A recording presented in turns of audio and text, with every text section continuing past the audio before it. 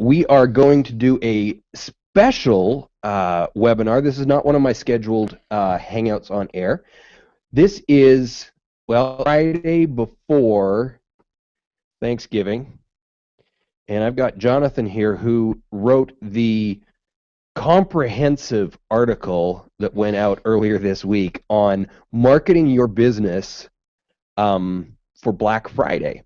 And so we want to do a little video recap review of that article, take a look at some of the highlight points of the article. So, Jonathan, go ahead and start where you want to start. First thing is first. There's a couple things behind the article.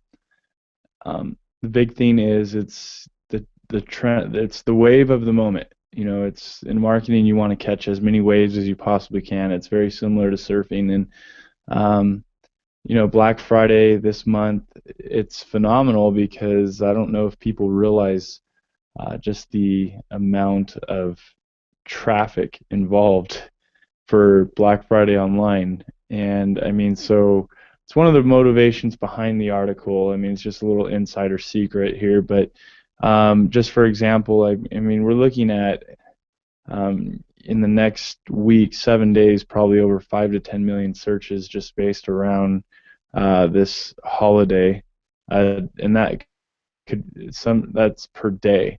5 million searches a day? For, you know, that's broad search is, you know, long tail, anything around Black Friday, and it's pretty fascinating. I mean, if you look at the numbers, so when I say broad searches, I mean that includes the long tail terms around Black Friday and the short tail terms.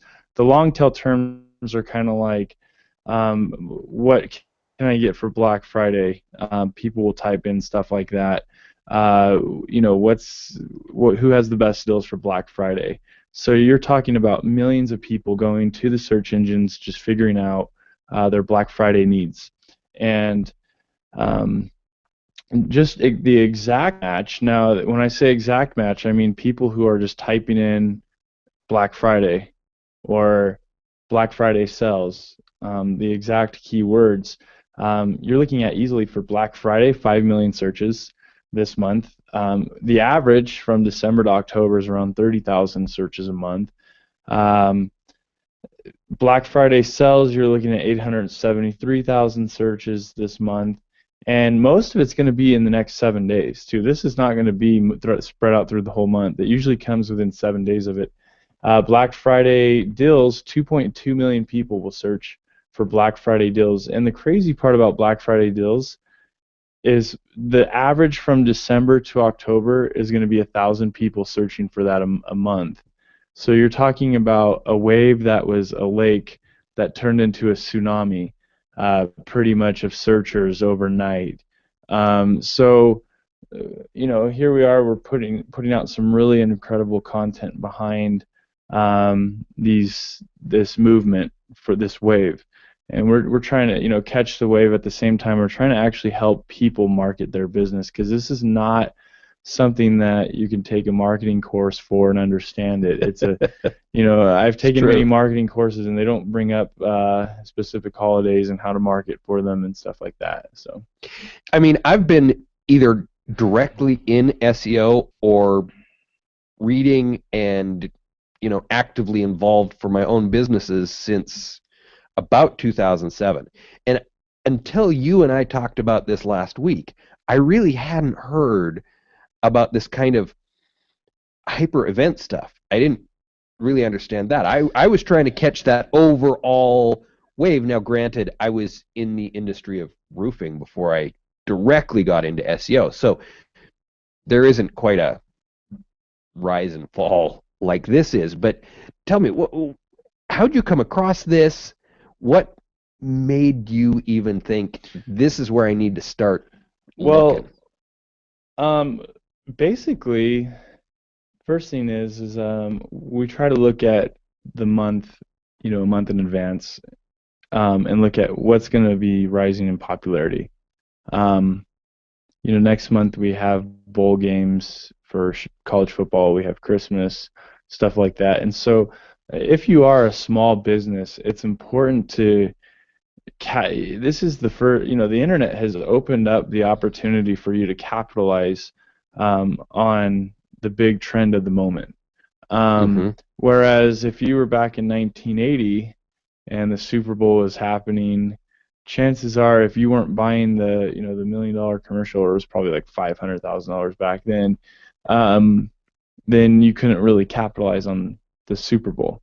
Mm-hmm. Whereas now with the internet, um, when a big event happens, you have hashtags blowing up like crazy on Twitter and on social networks, and you have all sorts of infographics going viral, videos going viral on YouTube, and so we live in an age where this is really, as much as you would like to think it's a bigger advantage for the big business, it's not.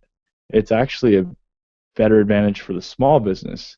It Um, it it's become very scrappy, is kind of what you're saying. Well, yeah, I mean, just think about this. LeBron James came out with a video with a commercial with Nike, and on YouTube that's received over 2 million views, which is a lot. But now as a small business, if you're really creative, you can outbeat Nike's LeBron James commercial, which they've probably spent millions of dollars into. You can outbeat it on YouTube. Dollar Shave Club. Yeah, so we have more opportunities now as small businesses uh, because of the internet to progress to a new level with our marketing. And so I think it's important that we recognize that and capitalize on it for these big trend movements. So, anyways, back to Black Friday though. It's mainly more you're looking at e-commerce websites are going to be mainly affected by this. So if you are a service website, we do apologize. There are some things you could probably still roll out depending on what industry you're in. But what's interesting too is the big question: Black Friday versus Cyber Monday. It's a Okay, big online question. it is. I've actually received it a few times just through working with clients and stuff like that. And after doing the trend research, Black Friday trumps on Cyber Monday 4-1. So basically, for every one search around Cyber Monday, there will be four searches for Black Friday. Holy So, cow. so we're talking literally. I mean, if you have 20 million searches for Black Friday, you're only going to have 5 million searches for Cyber Monday. Um, so with those types of numbers, we can look at, okay, should a business focus their efforts on Black Friday or Cyber Monday? Now, the only time I'd say you should have a focus on Cyber Monday is if you have a more technology focus with your product. So if you're a Samsung, what is it? If you're a video gamer type company and you offer really powerful computer games, you actually might do really well on Cyber Monday. Whereas if you're offering an iPad, you'll probably do really well on Friday morning. So Well, and also, of course, the businesses that are non-brick and mortar are going to do well, like Zappos, um, you know. But I mean, even the small. I have a friend down in Utah County that has a business that sells modest women's clothing online, literally out of her garage. Um, you know, well, yeah. but Here's it's Sorry to cut you off, yeah, Dennis, but you're fine. here's some really good points too on what you're talking about. Online businesses compared to brick and mortar.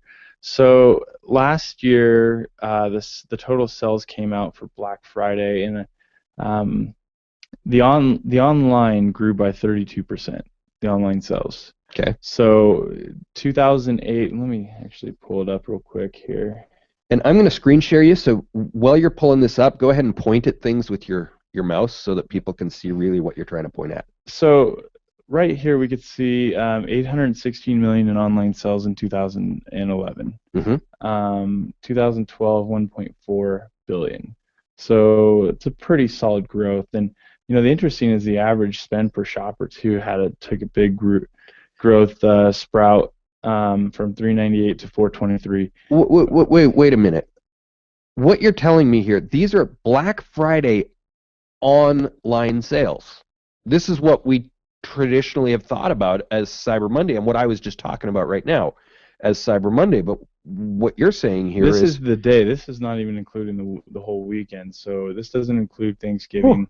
So $1 billion will be sold online in 7 days, at least over a billion. that's 7 days from I today. wouldn't be surprised if 2013 numbers, if we saw it hit 1.2 to 1.3 billion in online sales.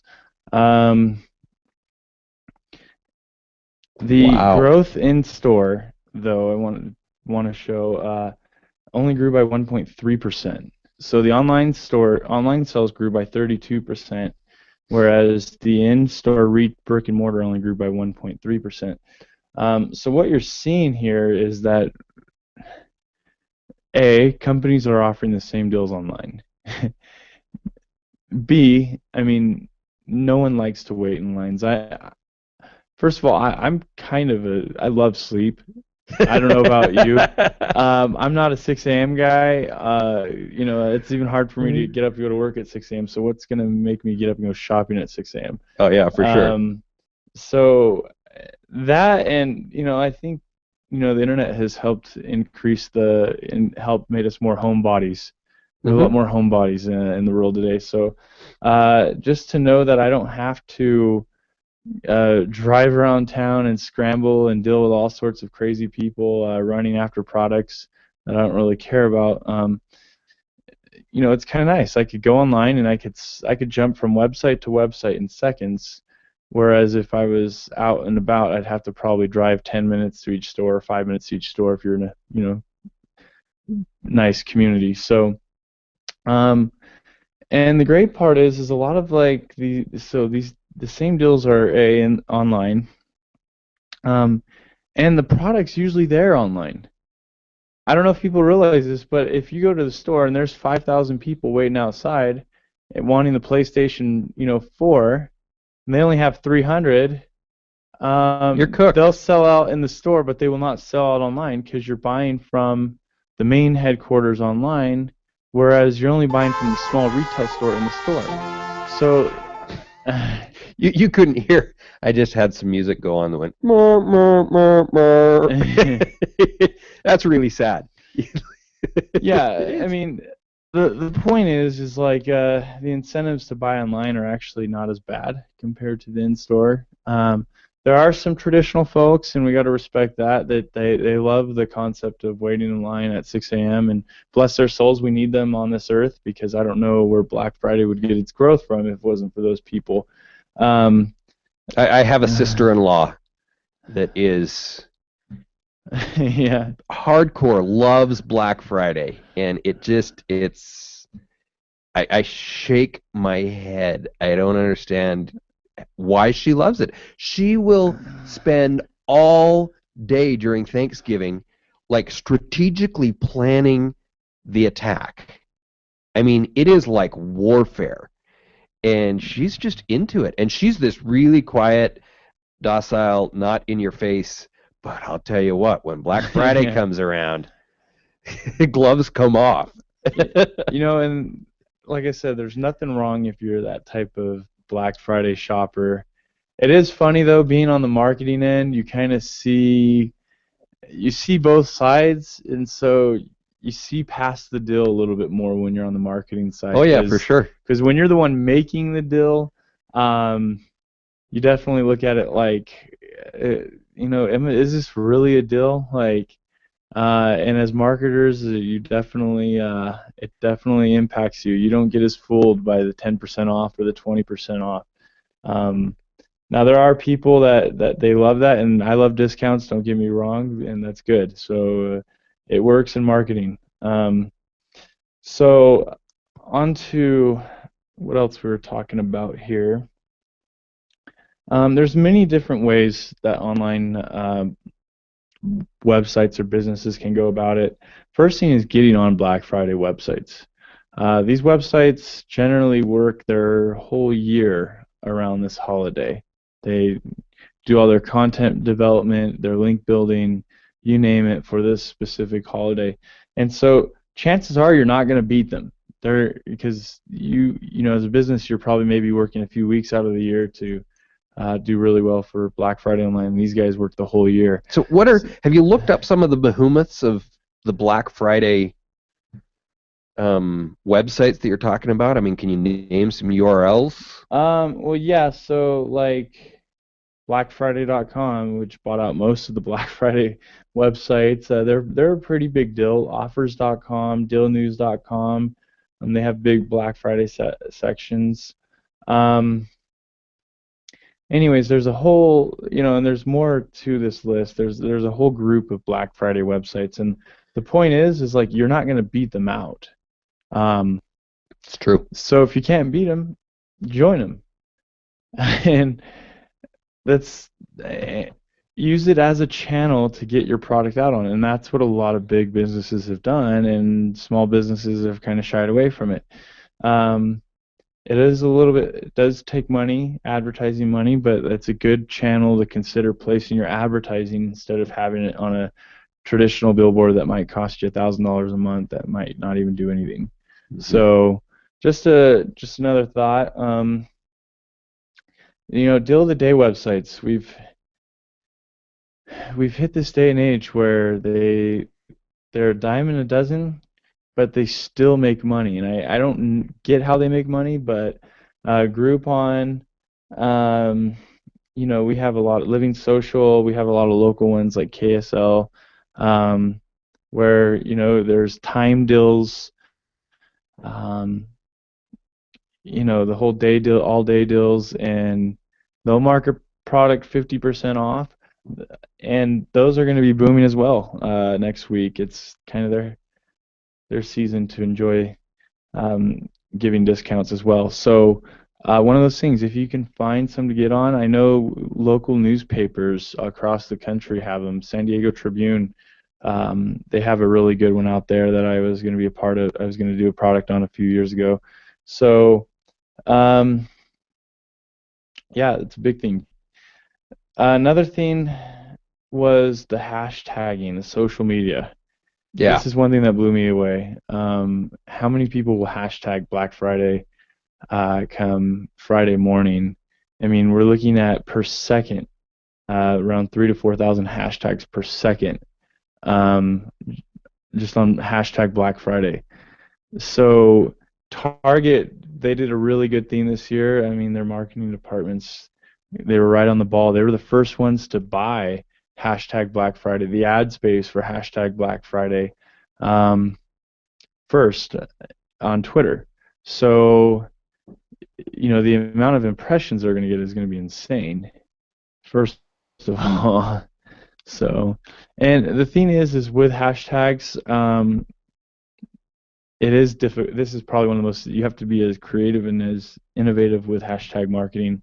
You can't just throw up a bunch of hashtags and expect, hey, they're going to see my name and come to me. But if you do have some really cool deals that you want to offer to people through Twitter, and just say 70% off this, if you find this hashtag, type in this code, people will find it.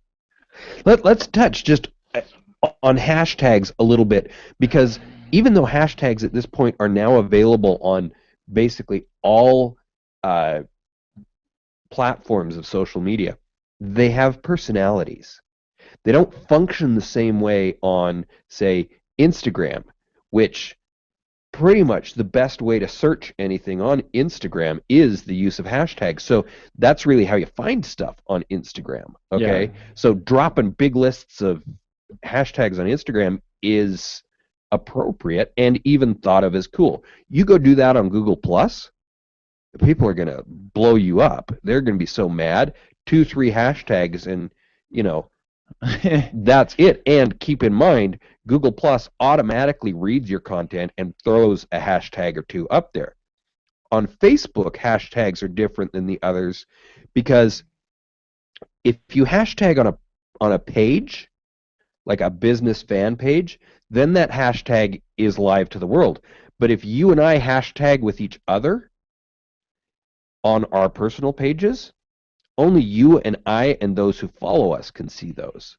So hashtagging on Facebook's a little more personal.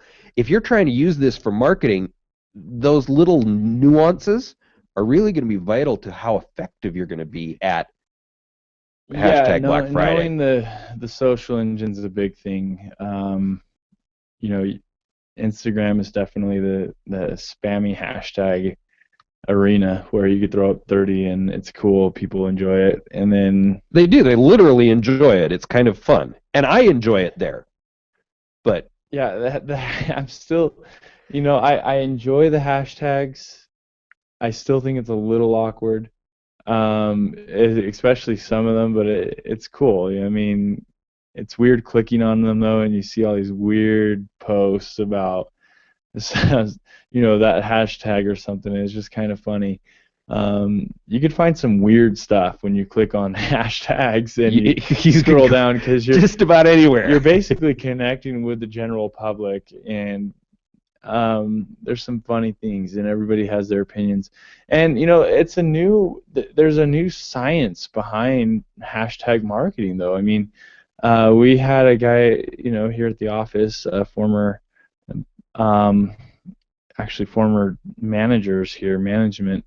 They created a hashtag SEO chat, and now people join the conversation all the time on Twitter, and they hashtag SEO chat, and there's actually a lot of communicating through the hashtag going on, and so there's relationship building, communication going on with the hashtag marketing, and that's the most ideal way. If you could have an audience, build a brand, brand out a hashtag, and build a community, like a forum where you're communicating about that specific hashtag. That's the way I think it is to go. Mm-hmm. It is a way to get impressions on your name. It's not easy because people don't like to be spammed or advertised to, even most of the time with hashtag marketing. So Yeah. it really takes a bunch of creativity, and sadly sometimes the creativity doesn't even work. So it's just something to consider though for Black Friday marketing. Yeah. And the key with, in this day and age, the key with any of these online marketing, it's how you effectively overlap various things. Just your comment to me yesterday, Dennis, none of your videos have any text underneath them. There's no description. I mean, little things like that. And then, taking a video and putting it in, it's these overlapping, and same thing with the hashtags. If you want the hashtags to work really well, you better have something behind that hashtag. Once somebody comes to it, the tweet or whatever it is needs to be interesting enough that it carries them down the path of building that relationship, as you said. Yeah, starting a conversation, developing a relationship, moving away from spamming. You can't use hashtags to spam; it just doesn't work. You could try. If it works for you, that's great. I still haven't met anybody who it works for. So. Yeah.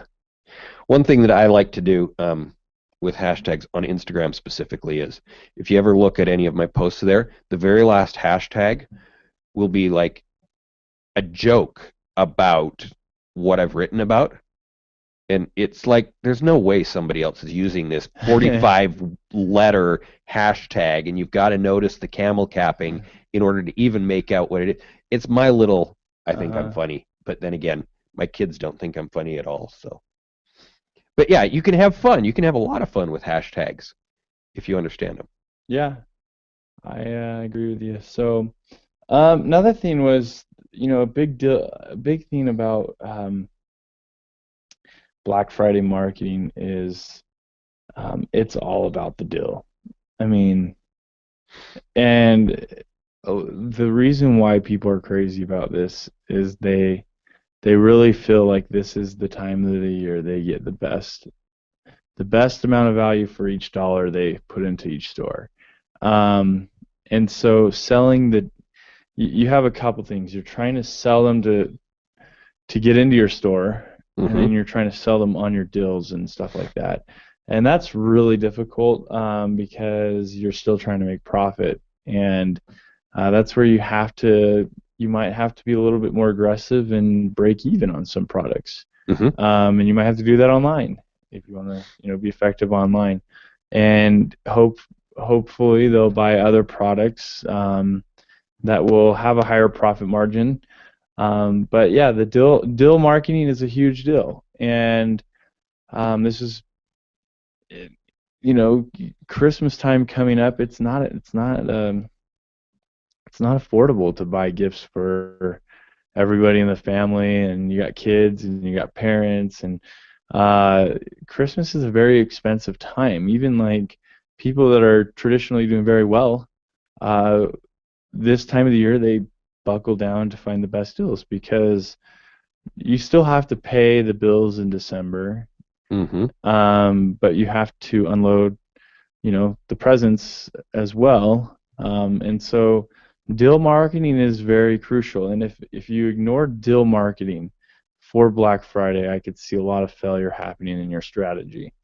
So it's just something to also consider when you're marketing. That deal can be really important for guys like me. Have I ever told you how many kids I have? Yeah, you said 8 kids, 8 kids. which is amazing. So Deal marketing can be a big deal. yeah, 8 kids. It's an intense Christmas. So That's true. I mean, so anyways, a few other things. PPC. Yeah. I love PPC. I'm a big PPC fan. Interesting thing about PPC is there's a local side to it. You don't have to tackle the big words. Um, you know, and the big companies are going to be all over all the big Black Friday words, and it's going to be really difficult to compete with them. And there will even be some big companies that will be in the local Black Friday terms. But there will be a great amount of people come next Friday that are going to look for deals in their specific area. And they're going to type in the city, they're going to type in all sorts of local terms plus the Black Friday keywords. I would take advantage of that. Yeah. Even if you're a national business, you could still market Salt Lake Black Friday business deals. You know, get on those AdWords for that. Mm-hmm. I mean, and you do if you do over 200 cities, 300 cities, even the smallest towns or the biggest towns, you're going to get a big spike in traffic. It's going to increase conversions as well because those are people specifically looking for Black Friday deals in their area, and you're just showing them here's some Black Friday deals online that are relevant to what they're looking for. So Good don't be advice. afraid. Don't be afraid to be aggressive with your local strategy for Black Friday. Product deals as well for Black Friday, PPC. If you offer, you know, Nike shoes at your store online, or if you offer, oh, let's say, you know, baseball gloves or sports equipment, um, feel free to type, you know, to go after the Black Friday terms for that product. Um, so it could be hats, Black Friday hat deals, stuff like that. I do need more hats, by the way. Yeah, and if you get, you know, if you get a good amount, you know, in your campaign, if you're aggressive and you go for over 100 to 200 words, you'll see a spike. And so it's all about being strategic and doing it right. So Good deal. Good deal. That was some really helpful advice for businesses. Hopefully, people have found, you know, a nugget within this that can help them in, you know, marketing their business, whether it's local, online, or national. yeah, and this is not just for the businesses as well. This is also for the consumer. Because if you're the consumer and you're looking for the deal, you can look for them through the hashtags. You can look through them through the PPC, the search engine terms. So I hope everybody's getting something out of this, regardless if you own a business or not. Because we know everybody doesn't own a business, and especially if you do own a business, you might not own an e-commerce business online. Correct. Correct. So you can reverse engineer this entire presentation as a consumer to utilize what's going on to help you find better deals, Mm-hmm. being smart. Yep. And just this year, this is going to be the first year you can actually hashtag search in Google. That was about August that they Yeah, became it effective. hasn't. So The thing about hashtags, the Google search, is it's not as popular. So I wouldn't rely on it for impressions or hit clicks. no, but from the consumer standpoint, it could be a way of Yeah, and it's trying all, to Google search the is all deal. connected with Google Plus. So if you do type in any hashtag, all the Google Plus posts will be rolling down the side on the right-hand side. So, Yep. All right, good deal. Well, again, thank you so much for joining us and talking about Black Friday. And we're going to have the links to this article everywhere I post this video or chunks of the video. So if you're watching this and you want to read the in-depth article, because really this was a light review of a very in-depth study that you've done. yeah, just a little clarity too. When you write articles, if you are into article marketing, go big. Don't stick around the 1,000 words. Go to the 2,000 to 3,000 words. It works. And we're seeing some really good numbers from this because of that. So, everything's big. Make everything big. Go big or go home. Yeah, and with everything you do in marketing, make it big. So, that's one of the things a lot of people that play in the same field I do. I mean, I'm not a blogger. I'm a vlogger, right? And so a lot of people in the video world will tell you, keep that video under 2 or under 3 minutes. But the thing is that most bloggers will tell you keep your blogs right around 400 words. And this 30-minute video has real depth and meaning. And if you really want to learn something, you can't teach it in 5 minutes, 3 minutes, 2 minutes. No, and the search engines, they're getting smarter. They're able to pick up quality and they're recognizing that quality sometimes is in the blog posts that have the biggest quantity. Mm-hmm. Yeah, I mean, it's 500-word blog posts are a dime a dozen. It doesn't really make you different. So I'm a big fan of lengthier posts, and there's some SEO critics out there that actually believe in the same thing, that it's all about having 2,000 plus. A 2,000 plus blog article will outbeat a smaller article with links going to it any day. So there you go. Some great SEO advice. We lost your camera while you were saying that, but you were on the microphone. Great SEO advice from a guy who knows SEO right here from SEO.com. Sure. All right.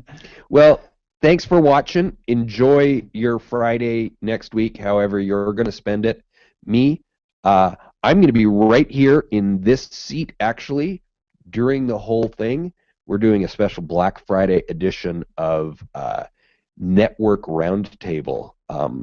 So, yeah, I'm not going to go shopping. But thanks for watching. I hope you found this helpful. Reach out to Jonathan. Yeah, feel free to add me on Google Plus. I'd love to hear from you guys. Yeah, so. Circle both of us up. Question us, anything. Speaking of hashtags, I'll throw out my personal promoted hashtag, #AskTheDeuce. So I'm monitoring that through mention Captain all the Deuce. time. Captain Deuce. Young Deuce. You're on a mission to give me a new nickname. All right. Thanks a lot, Jonathan, and I'm sure we'll have you back as you continue to write these totally awesome articles. Thanks.